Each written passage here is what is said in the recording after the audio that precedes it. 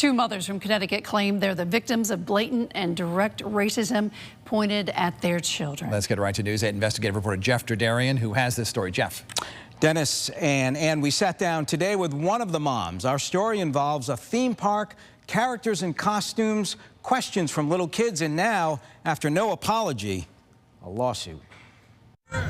It all started as a day soaked in fun for two Connecticut families. June 2022, cell phone video capturing the moment arriving at Legoland in Goshen, New York.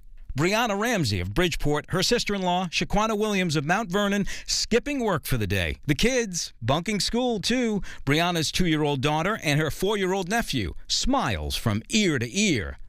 Then the character blatantly walked around and decided to interact with children that were not of color. Ramsey says this cell video from her phone shows Legoland characters interacting with white children. But she adds her daughter and nephew ignored. No high fives, no dancing. The 2-year-old just sort of standing there. Is there any reason in your mind why they would not have come over to your kids? Absolutely not. There was nothing out of the normal, ordinary of the children just dancing. This mom exclusively telling News 8 it took a moment to sink in.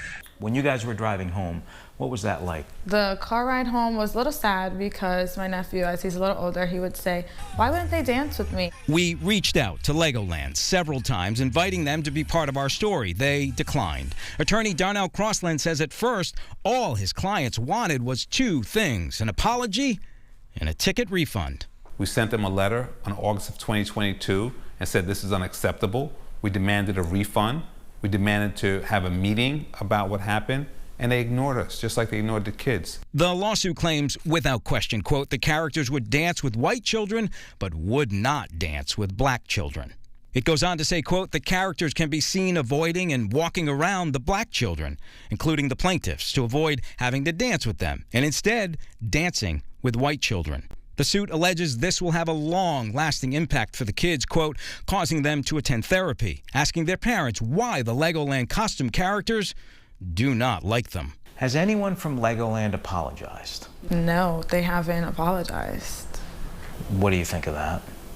It's crazy. Here we are 2 years later, and nothing has been done to my knowledge. The attorney says he has sent other people to the park. We've collected data upon data upon data of different incidences that I've paid for from my office just to see, is this real? And it continues to happen. Legoland did provide News 8 this written statement saying, quote, we are committed to fostering an open, inclusive, and safe environment where all of our guests feel valued.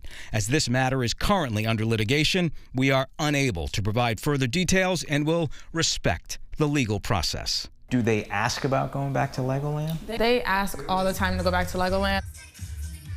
The lawsuit is asking for $1 million in damages. The mom we spoke to feels all of the employees involved should be fired, and the entire Legoland staff, in her words, should go to sensitivity training.